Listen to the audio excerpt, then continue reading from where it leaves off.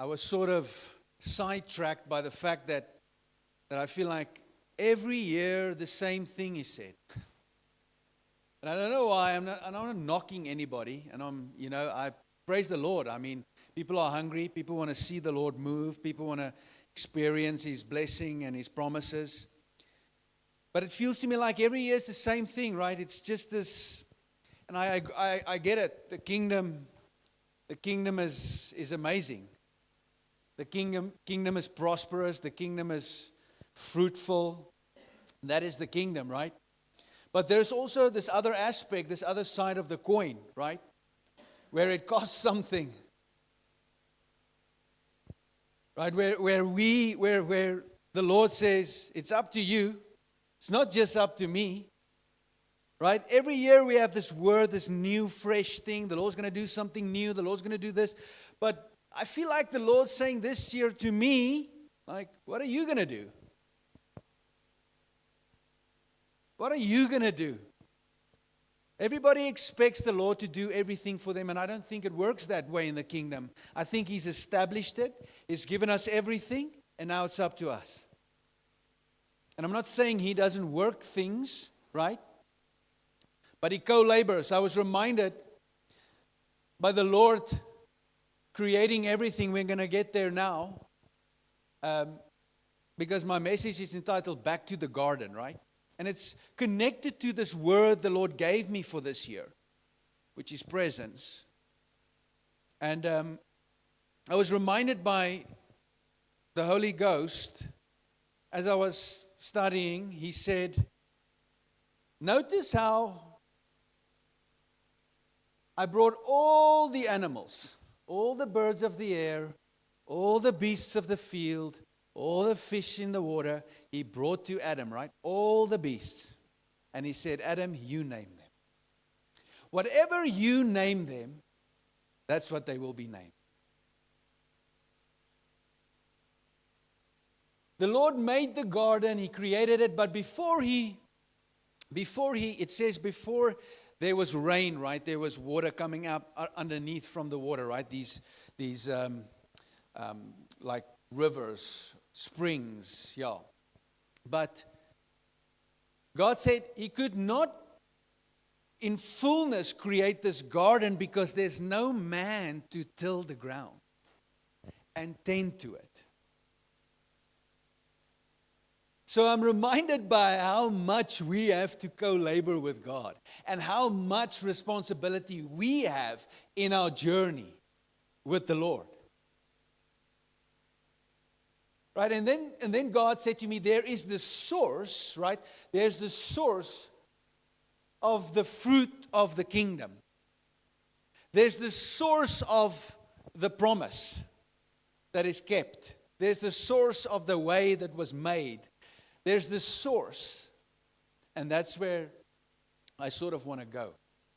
And I said the new but old message. Because there's nothing new. It's new because our eyes are just reopened. Because we get distracted. Or He's so vast and so deep, the understanding, the knowledge, and the revelation of God, the Lamb, Holy Ghost. It's so deep and so vast, right, that it's an old message, but it's new and fresh every moment, right? So we can go to Genesis, right? And I just want to look at what were we created for? Okay, I always go there for some reason. What were we created for? Because if we were created to co-labor with God, right?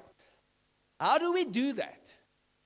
How can 2026 be different than every year where we toil and where we strive and where we bite our lips to become what He has said in the beginning of the year? You know, last year was not the greatest year. My wife had recurring dreams. I think I shared this. And only at the end of the year, we're like, oh my God, Lord, you said in the beginning of the year, you already gave us a word, gave her a word, and then dreams. to explain, listen, this is not going to be the best year. And it's not, I don't want to say it's him, because there is no light there's no darkness in him, right? At all. There is he's not the producer of sin. He's not the producer of death or destruction.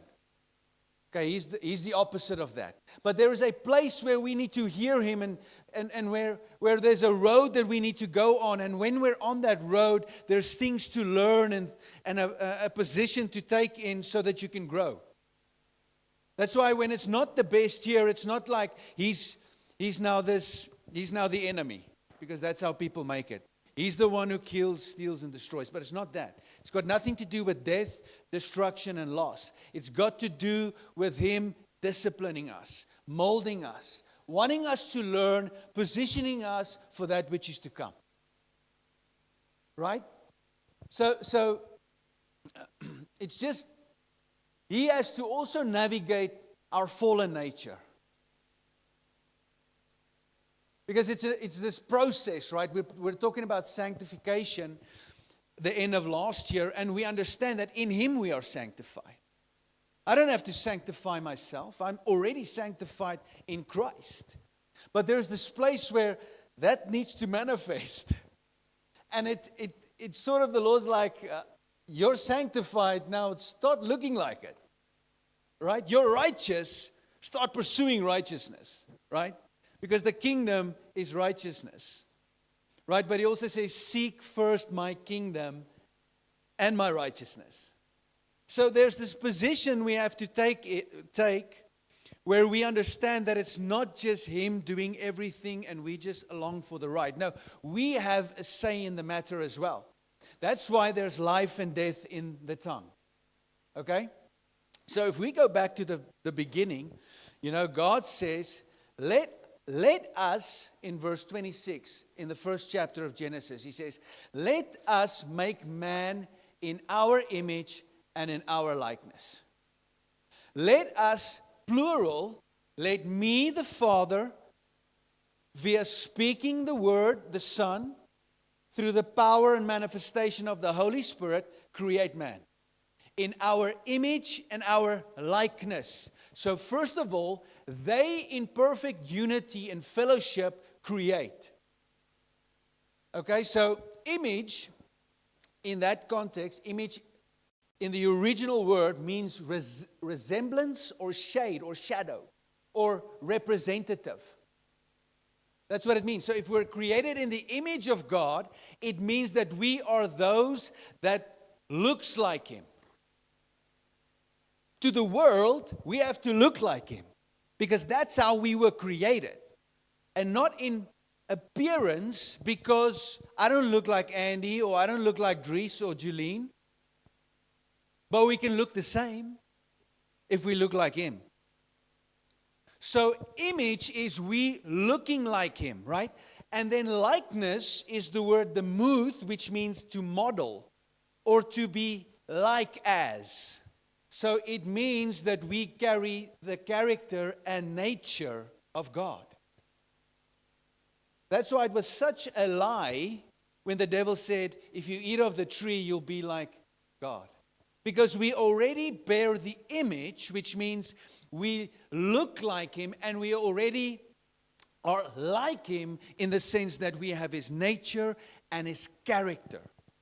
So when the world looks at us, we have to act and look like our Father in heaven, or like our King Jesus. Right? And then he says, God created us like him so that we don't only resemble him, but we have his character and nature. Then it says, God gave us dominion. God gave man dominion, right? And that word's not dominate. God didn't give us domination over his creation. No, we have to stronghold everything, right? No, he gave us dominion in the sense that we should rather rule as servants, right? Faithfully stewarding and exercising his love towards that which he created so that his creation can also experience him in the natural. Right? That's dominion. And then He created us female and male. We understand that. I'm not even going to go there. We all understand that, right? We're male and female. And then He blessed us. He blessed us. And you know what the blessing is? Be fruitful and multiply and subdue the earth. Fill it. That's the blessing. Not all of a sudden there's a very awesome log cabin with one of those, those rare horses, that shimmering gold. And that's now Adam's because he was blessed. No. It's to be unified with the woman that was taken from the side of the man, right? To be unified, to come together, to become one, in perfect fellowship and unity with God in the garden, and then multiply that image and that likeness. So that the man, he's, you know what also stood out for me is he said on the sixth day, right? He says, let me read it. He says that he saw everything he made. Everything he made. And it was very good. Now I know people say when he saw man, he said it is very good, and all the others it was just good. No. When he was complete, he saw everything that he had made, and he saw that it was very good. Why? Because man has a place, and creation has a place, and man and woman has a place, and the fruit thereof has a place. Amen? Hallelujah. Okay, so we were created for intimacy and fellowship with God. And the reason I know that is in Genesis 3, right? We can go there. Let me read this and not paraphrase the whole time. Verse 8. It says, and they heard the sound. This is after they ate of the tree of the knowledge of good and evil, right? Can we put the lights on? I see Anna's there with his torch. He's in darkness. Sorry, yeah. Now let's rather read our Bibles, right? It's good. Thanks, Bella. So this is after they ate of the fruit, right? He says, and they heard the sound of the Lord God walking in the garden in the cool of the day, and Adam and his wife hid themselves from the presence of the Lord among the trees of the garden. Then God called to Adam and said to him, where are you? Because there's an anticipation that he wants to meet with him. So we know they had this fellowship, right? You know, it's great. Even though you reject God and you want to hide from Him, you can still hear Him, you can still see Him, and you can still speak to Him. Right, that's an exact representation of someone who's not born again. They can still hear God because that's the only way that they will come to the knowledge of God. They can still see God, that's an invitation to God Himself. And they can still speak to Him, which means they can have relationship with Him. It was so awesome when Connor last year on the conference, when he talked about how God, we weren't removed from God and relationship with God when the fall happened. And I was chewing on that for months, and then he came and he dropped that thing. And he's like, Cain and Abel they had fellowship with God. Adam and Eve afterwards had fellowship with God. Moses had fellowship with God. David had fellowship. None of them were born again. Abraham had fellowship with God. So there was still this place where fellowship wasn't removed from God. But you know what was removed from God? Your perspective of God. Of who He is. So you're afraid of Him. You want to run away from Him. You don't want to be in fellowship with Him because there's this conviction. Well, if you're not born again, there's this condemnation that keeps you from Him. Keeps you to submit unto Him. So let me tell you, this whole thing that I've just read, the whole reason I explained this is because we were made for fellowship. We were made for fellowship, and that's why I feel this year God has told me presence is the word. Because this year, right, I remember when we first got rocked by God. I mean, all I remember driving back from Todd White on the highway, right? And we couldn't stop crying and laughing. I swear. There was like 5 times I had to pull off to the side of the road because I could not drive. And you know why we were crying and why we were laughing? Because we read Romans 5, 6, and 7 while we were driving. You know, like Lissa's in the back reading Romans 5, and we were like, we're freaking out because Romans 5. Right? And God's like, that is what you were made for. And I'm not saying you should be so heavenly minded that you're earthly no good, right? There's still a purpose. That's why I went back to Genesis. We still need to tend to the garden.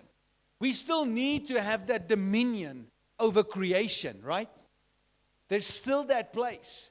And there's a grace for us because we have Holy Spirit to steward it correctly. Right? To manage it. Hallelujah. Right, so the old new thing. Let's talk about the old new thing. Fellowship, right? So if you think about it, we were made for fellowship. So we can go to 1 John chapter 1. And we can start in verse 1. 1 John chapter 1. The epistle of John. Not the Gospel of John. Okay. Verse 1.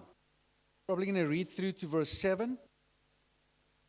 That which was from the beginning which we have heard. That which was from the beginning which we have heard. This thing that I'm going to explain to you now was the thing that was from the beginning. And you know the cross-reference to that verse. 1 John 1. 1. The cross-reference to it is John 1, 1. In the beginning was the Word. So that which was from the beginning, meaning the Word which we have heard, which we have seen with our eyes, and not just the Word of the Lord, it is the Word Himself, the manifestation of God in the flesh. The Logos Word made flesh. Amen? John 1:14. It is that which we have heard. It is that which we have seen. He says, that which we have heard and we have seen with our eyes and we have looked upon and our hands have handled concerning the word of life. Again saying, the word of life. The Logos, which is life. Jesus saying in John 14, He says, I am the way, I am the truth, and I am the life.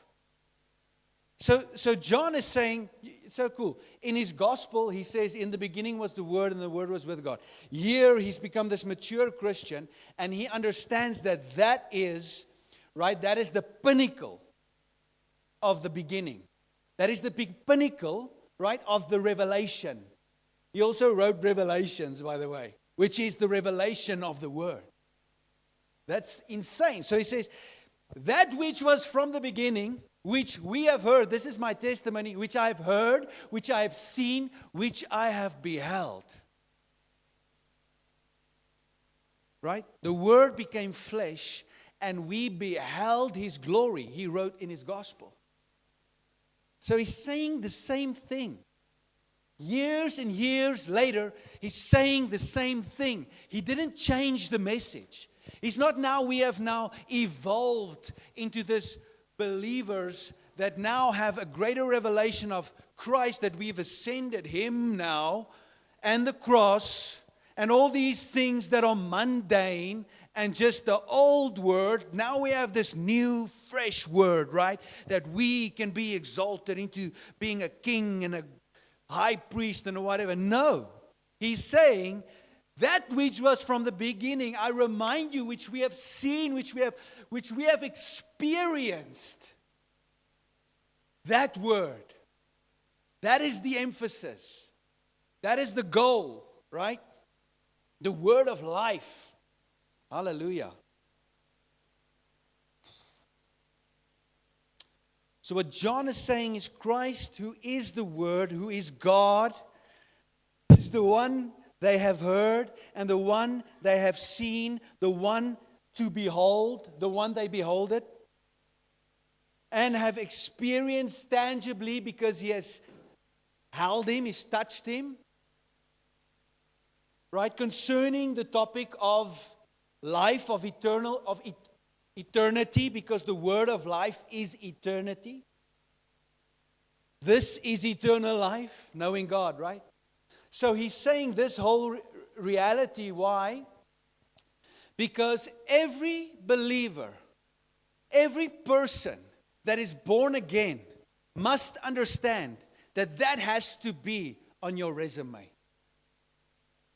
Because otherwise, we can carry on.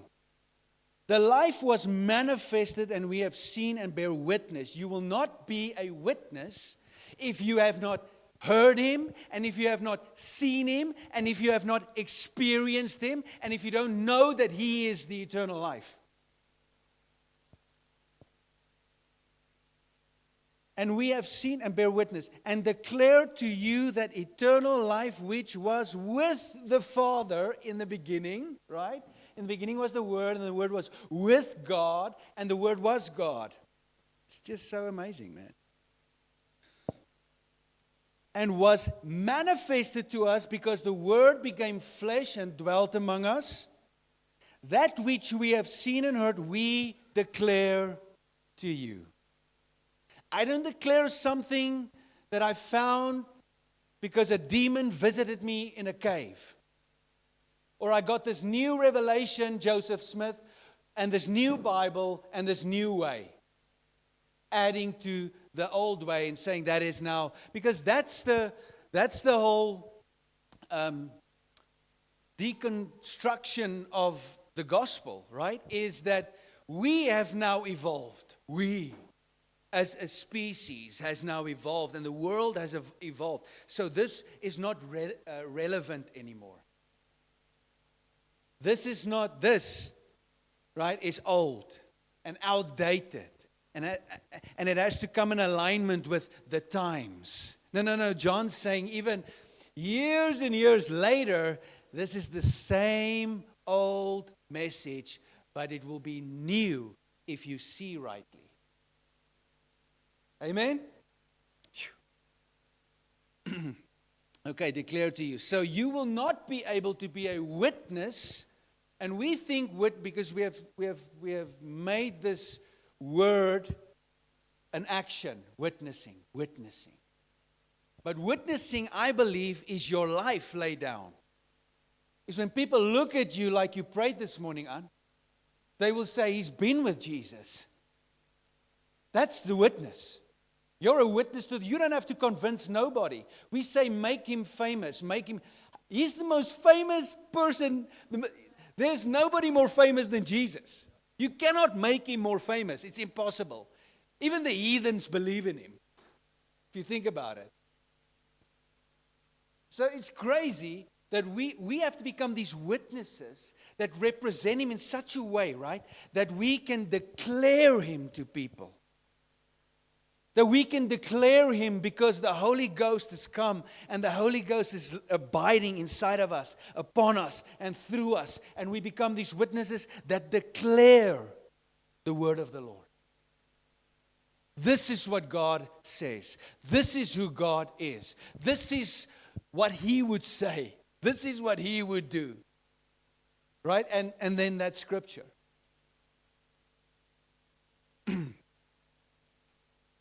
Declare to you that you also may have fellowship with us, so that you can have koinonia with me, right? With me.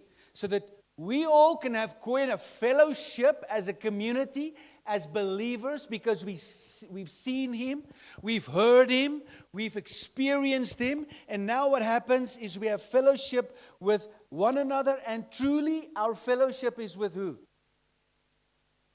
If this fellowship happens, is it just me and you who are having fellowship? He's saying no. Truly, our fellowship is with the Father and with his Son, Jesus Christ. Truly, our fellowship is with the Father and His Son, Jesus Christ. There is a place where we have to understand that you need to know that when we come together, or you go into your secret place, because that's where the Father sees and hears in secret, right? You need to understand that you have fellowship with the Father and with His Son. And the reason for that is because you've seen Him, you've heard Him, and you have beheld Him and experienced Him. Now you can have fellowship with Him, right? How can we have fellowship? How can we enter this most holy of holies? It is by grace, right? It is by grace. And it is only by grace that you are saved. How? Through faith. Okay, so faith comes by, we can just literally, God is saying this. If you want to hear, you need faith. If you want to be saved by this grace that will enable you to come in and close and in proximity with me and my word and with my power and with my glory, then you need faith. But the way we have faith is we encourage each other, because that's why there's prophecy, right? And just to remind everybody that the spirit of prophecy, the very thing that drives prophetic words or prophetic unction or building up or encouragement on it, is the testimony of Jesus. So, you can look at it 1,000 different angles. If we have fellowship with one another, which is so needed, if we have fellowship, if we encourage one another, whatever we do, if we work together for the same goal, it is Christ. It is fellowship with the Father and with the Son, because you cannot see the Father if you haven't seen the Son. Because He says, if you've seen me, you've seen the Father. Right? So fellowship with God is the new thing. Fellowship with Jesus is the new thing. His presence is where we need to be. And then when we come together, then my faith and your faith and your faith and your faith is together. And now things can happen, because these signs will follow those who believe. Man, this message, right? Let me not. Verse 4. And these things we write to you that your joy may be full. So I'm telling you now, this is what John said. I'm telling you, I've seen Him, I've heard Him, I've beheld Him, I've experienced Him, right? I know Him. And now you can have fellowship with me, with the Father and the Son. You can have the same experience. You can have the same knowledge and understanding and wisdom, right, that I have, right? For the purpose that your joy may be full. For the purpose that there's this kingdom reality, because the kingdom of God, the kingdom of heaven, is righteousness, peace, and joy. So that you can experience the kingdom.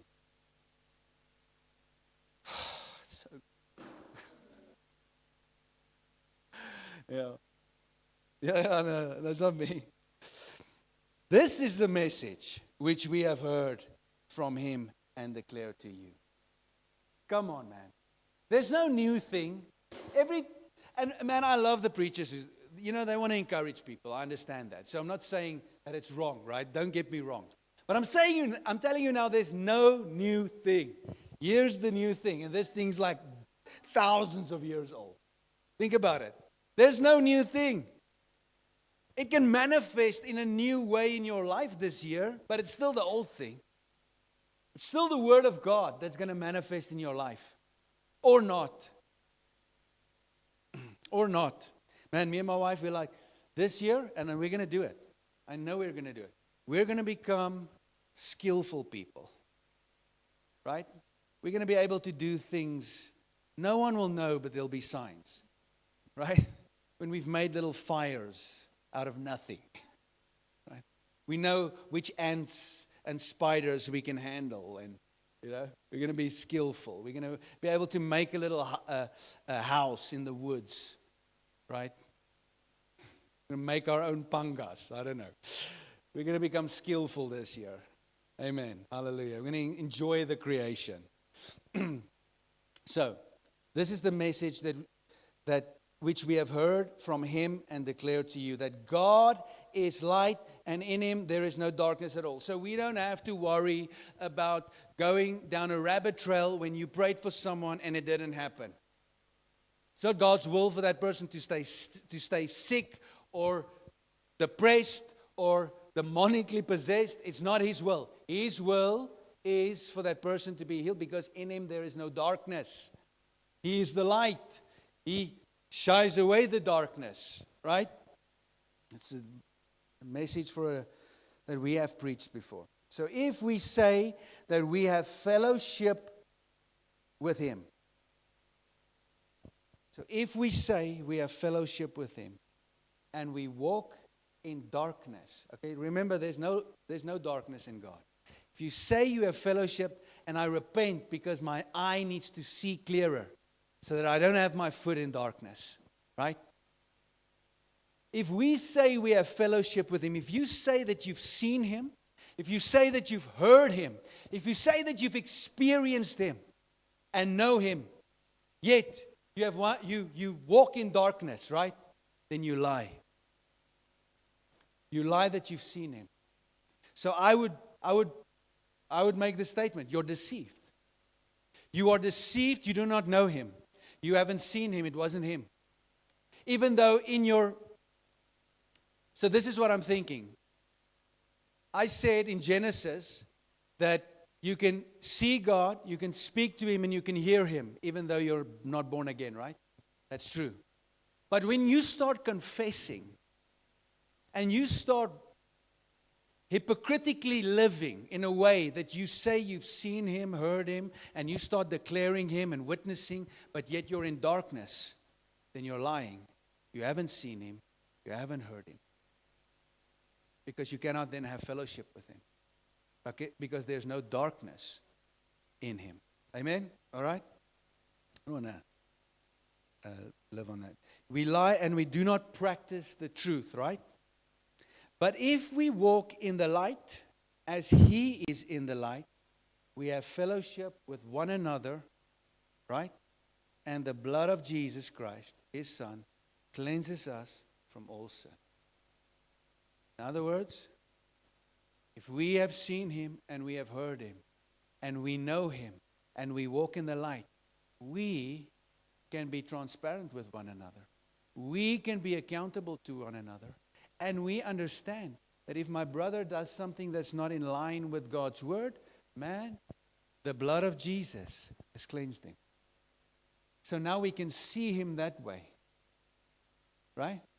You see what I'm saying? So there's this new perspective. It's an old message. It's a new perspective. It's a new way of seeing God. And when we see God this way, this intimate way, one of the things that was connected to the word presence was proximity. It was like nearness, right? Secret. So when we are there, we see people different. We can see different. And then we can have fellowship with them. We can take up the role of John and say, I have seen him. Now we can declare, listen, brother, I've seen him. Have fellowship with me. And truly our fellowship is with the Father and his Son, Jesus Christ. Amen? Man, I'm a few pages way ahead of my notes. Hallelujah. Yeah.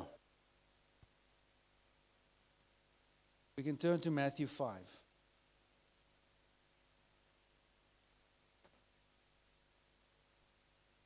Verse 1. So, fellowship, right? Fellowship, I see, fellowship produces something. Fellowship produces witness, becoming a witness, it's like character, your character changes. Fellowship produces declaration, you declaring him, which means that there's an action connected to it.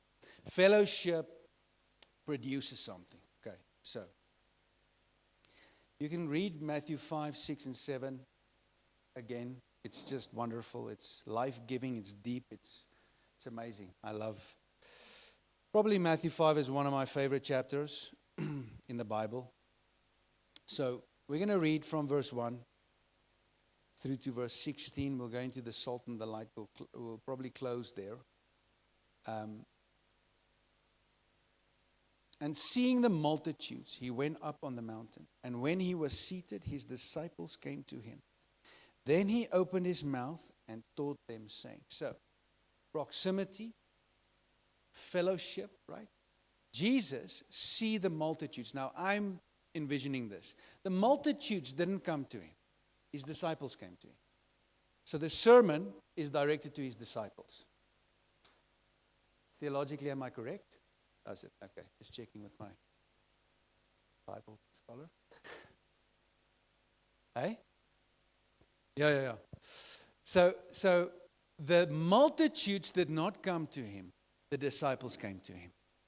But he sees the multitude and he goes up on the mountain. He takes a seat of authority on the mountain and he calls his disciples. So this sermon, I believe, was birthed from compassion because he sees, right? They see him. They are there for him because of what he can do for them, right? But there's a new way to this old message. That's what he's saying. Is let me teach you, right, how this new way looks. I see all these people. I see how they're lost. I see how they're suffering. I see how they're depressed, oppressed, right, possessed. I see how they're sick and dying. That's what he's seeing the multitudes. And then he goes up on the mountain, and this compassion, I believe, right, produces this sermon on the mount. And then the disciples came to him, and then the word says, he opened his mouth and he taught them. So if you want to receive the message which John says we have heard from him, then you have to have fellowship. Then you have to be in close proximity. Right? Amen? And then he taught them. And then he says, okay, so you see, no one was born again. I made that clear. Not even the disciples was born again. And the Lord saw in their fallen state, right? He saw them in their fallen state. This is why this message, I believe, was produced.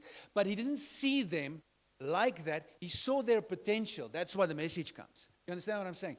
Because he has fellowship with the Father, right? So he sees us differently, right? Like I said now, if we have fellowship with one another, if we walk in the light as we are in the light, then we have fellowship with one another, and the blood of Jesus cleanses. So he sees them as though his blood has already washed them. Oh man, that freaks me out because he's eternal, right? He doesn't look in like right there. Oh my God, how am I going to get you guys out of this state? No, he sees differently. So he sees the potential. He sees the destiny, the gold in the dirt, right? And this sermon, I believe, is like the word, the washing, the water, the Holy Ghost. Amen. It's a good analogy. Okay, so he opened his mouth and he taught them. So you also cannot, if you're not in close proximity with the Lord, if you don't have fellowship with him, and close proximity doesn't mean like you're just close to the Bible, right? And now God's gonna bless me. No, you need to know him. You need to be with him so that he can teach you, right?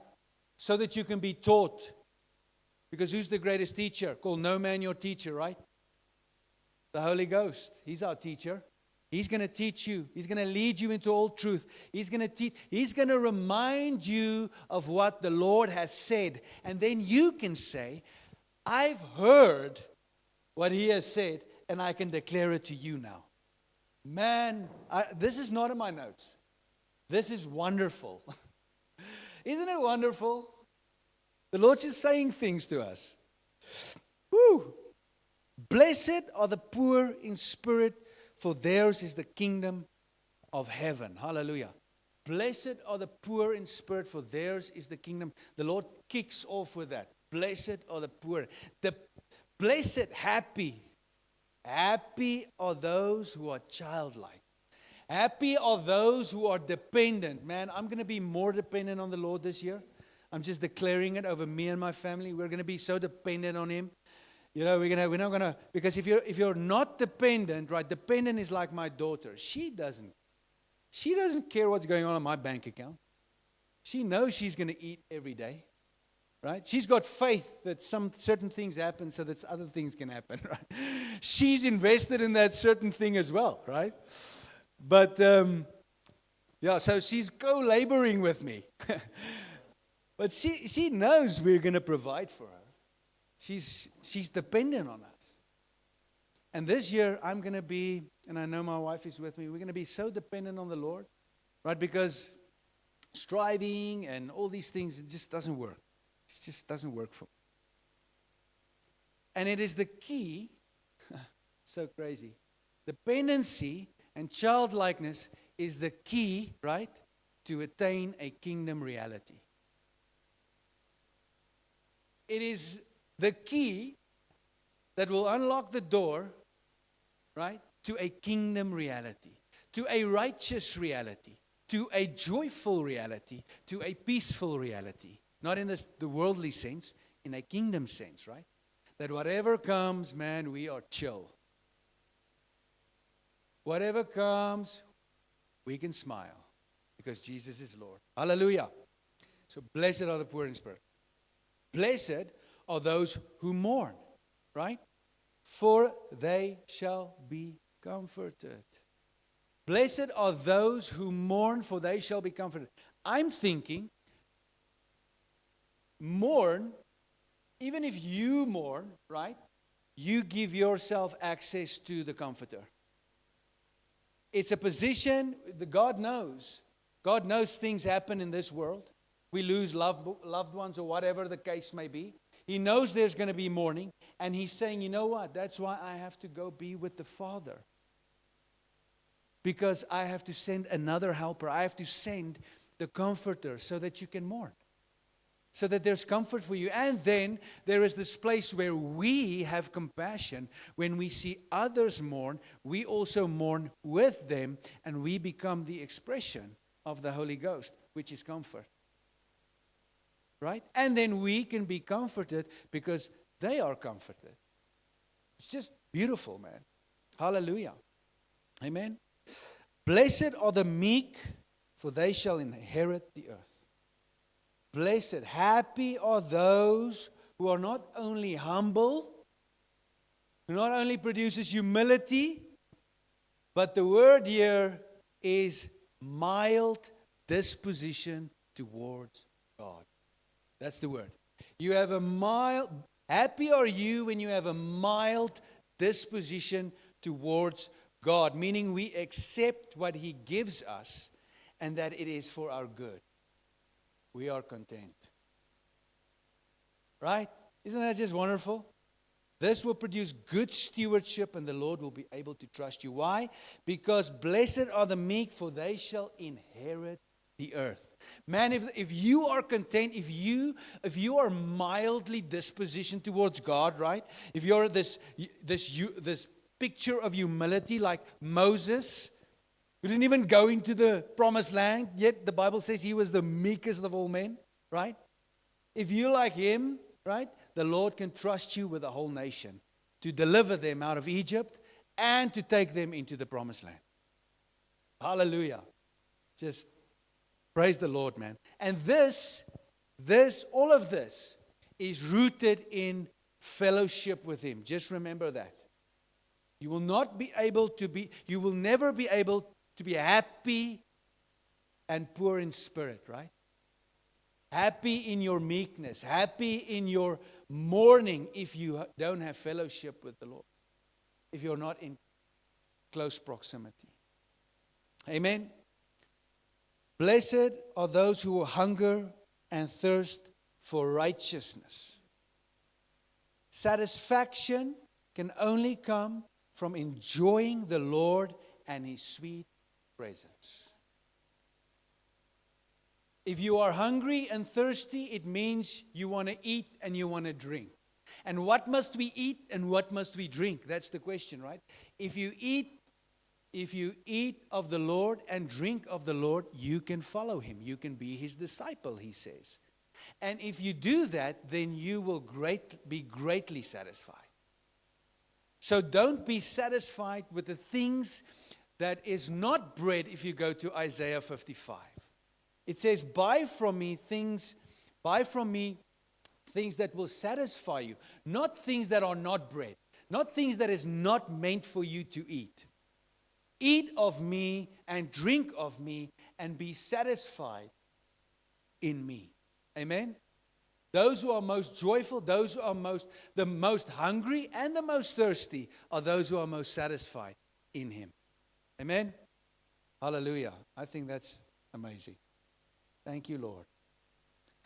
Blessed are the merciful, for they shall obtain mercy. Right?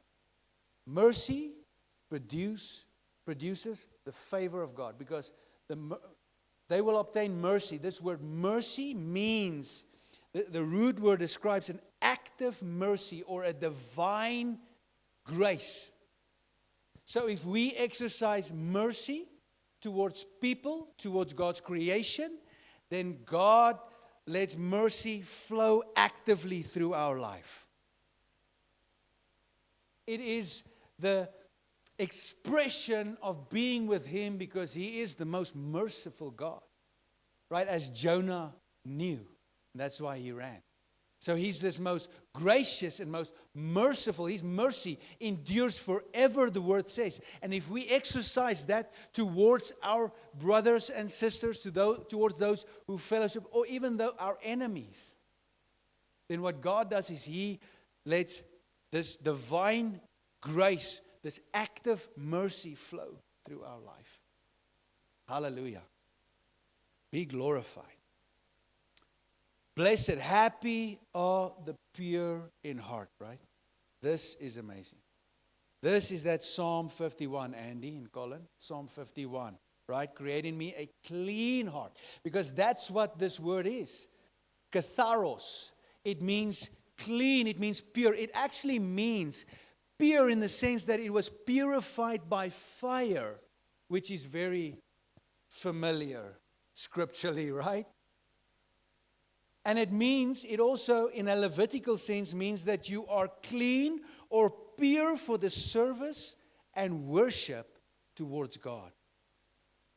In an ethically way, it means you are free from corrupt desire and sin and guilt. It means you are blameless. So it is this position you have. Happy are those who have a clean heart, who have a pure heart, a purified heart. You are purified by the refiner through fire, right? There's a place where, that's why I said, a word, we never have a word where we're like, God, stretch us. And you know what it also means? It means to be pruned, right? For the purpose of producing more fruit.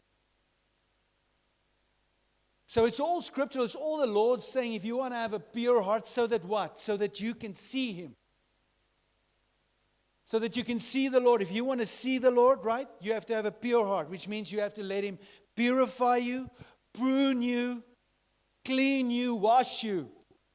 Which means you have to have fellowship and be intimate with Him. Amen? Also, just notice that one of these things are possible, all of these things, right? None of them are possible without the blood and sacrifice of the crucified Lamb of God. It is by grace. It's nothing we can do. I just want to add that. You cannot clean your own heart. You cannot let active mercy flow through your life. It's impossible. It is by grace. And that's why you need to be in proximity. Amen. Blessed are the peacemakers. Peacemakers. Peace is a part of the kingdom. And for that reason, as sons and daughters, we must be peacemakers. For if we live in a posture of kingdom peace, the manifestation of that is being a peacemaker.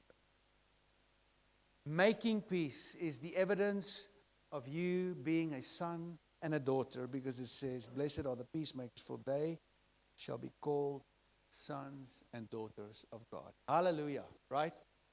So we don't wage war against every person that doesn't agree with us. We fight differently. Amen? Wonderful. Now, the difficult couple of verses. Blessed are those who are persecuted.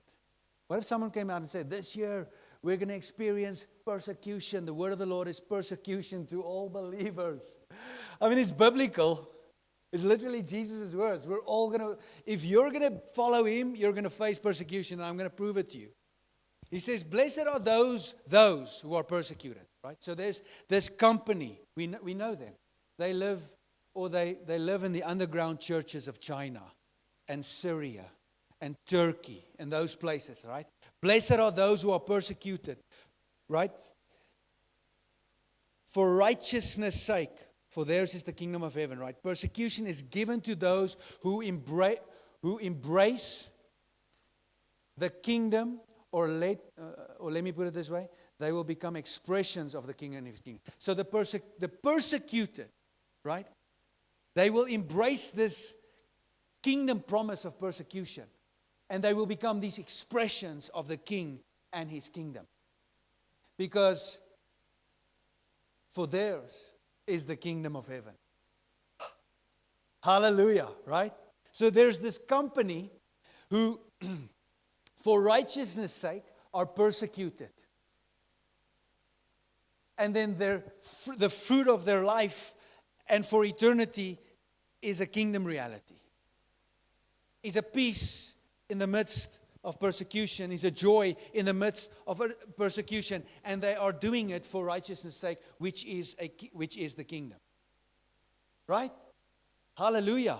And then in verse 11, blessed are you. Not them or those. Blessed are you. Yes, you. The Lord is speaking to us. He's saying, blessed are you when they revile you and persecute you and say all kinds of evil against you falsely. Rejoice and be glad, for your reward is great. You have a great reward, and it's an eternal reward, because the reward is in heaven. And don't worry, because so they persecuted everybody who gave you this word.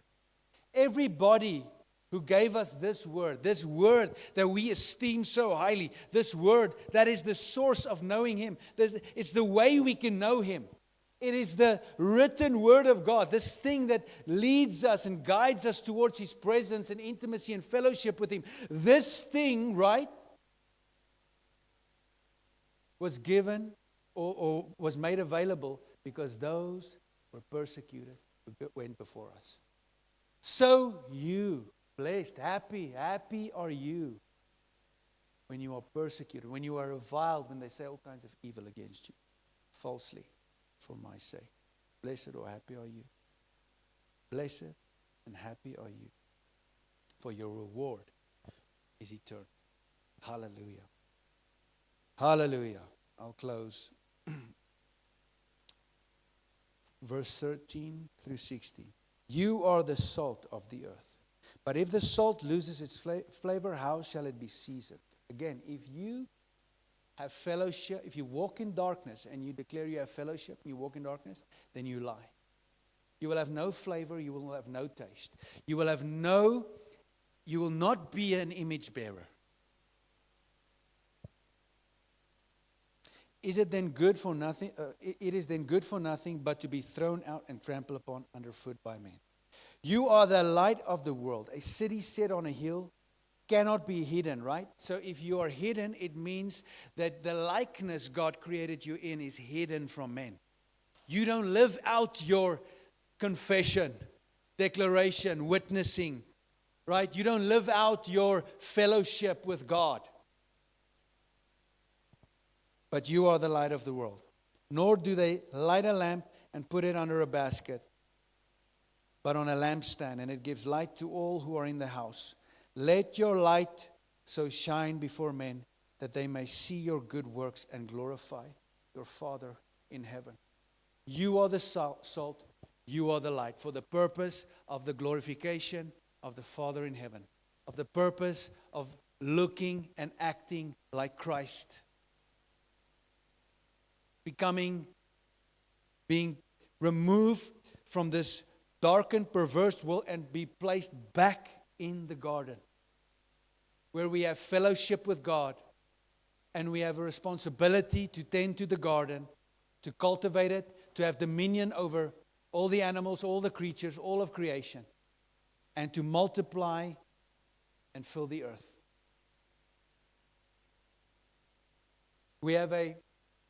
If you're salt and light, you have a responsibility to have fellowship with God. Deep calls unto deep. We have to tap into that again.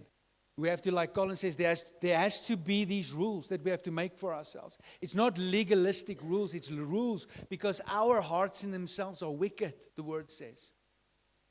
Our righteousness without His blood-bought righteousness, right, is filthy as a filthy rag.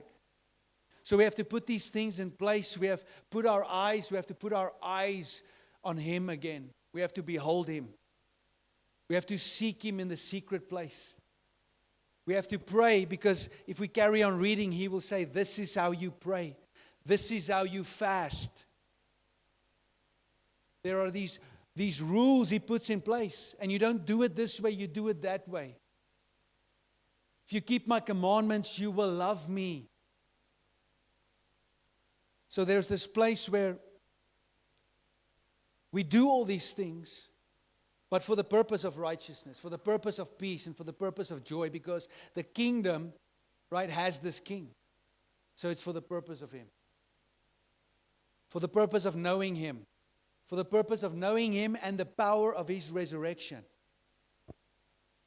The power that raised Him from the dead, the power that heals people, the power that delivers people, the power that breaks the bondage and the yoke of poverty and depression and oppression. That power, to know that, to experience that. It is for the purpose to know the fellowship of His suffering, to know that there is persecution. And when we suffer, we're happy because we have an eternal reward. When you go through things, we say, Lord, what must I learn? How must I navigate this? What do you want me to do and to express in this season? And then it says to attain by any means, right? This is Philippians 3. To attain by any means life eternal through the final resurrection, which is Him. He says to attain by any means this resurrection of life, right? That's what Paul says after he makes that statement. To know Him, the power of His resurrection, fellowship of His suffering, for the purpose of attaining this eternal resurrection, right? Of attaining Him. Because He Himself said, I am the resurrection and life. So fellowship with God results in the expression of His image and likeness, to become a testimony of Christ, the spirit of prophecy. Fellowship with the Father and His Son, Jesus Christ, takes us back to God. Amen? Amen. Hallelujah. Bless you. That's it. Let me pray for you. I don't know if we can just play an outro song or something. I'll just pray for us. Then we can just have a coffee quickly together before we, let's just have a coffee together before we pack up, right? And we can pack up. Amen? Hallelujah. Let's stand up on our feet. Let's get up on our feet. Father, thank you. Be glorified, Jesus. Lord, I pray this morning. I pray for a new desire, Lord, in our hearts. A desire to seek you. A desire to find you. A desire to know you. To be taught by you, Lord. I thank you for the invitation. It's been there since the moment we took our first breath. Thank you that we accept that invitation and we are led into your presence, where we can have fellowship, and from there have fellowship with one another. And thank you that we can walk in the light as He is in the light, as you are in the light. Because this light will illuminate the very thing that will lead us to see you, to hear you, so that our faith can be built up, so that we can become this house that represents the image and the likeness of God. And that our families represent the image and the likeness of God. And that we individually represent the image and the likeness of God. And where we can join hands, not only with one another, but with other houses, with other brothers and sisters. And we can become the image and likeness of God. I thank you for the price paid at Calvary, on that cross. You nailed it all to that cross. You shed every drop of your blood so that we can be clean. You are the one whose robe is dipped in blood. The scarlet man, scarlet wearing man, is coming out of the wilderness, coming to redeem us, to set us back high upon the rock, to make us see from a different perspective, to know you, the power of your resurrection, the fellowship of your suffering, and that we might attain this eternal life bought by your precious blood. So be glorified. I bless every single person here. Blessed are they who heard this message. Thank you, Lord, that I am one who heard this message this morning. Happy are we because we have you as our Lord. And may 2026 be the greatest year, because we will experience the greatest man, the greatest high priest, the greatest father, the greatest son, the greatest king and ruler in existence, Jesus Christ. To you be the glory. We love you and honor you in Jesus' name. Amen.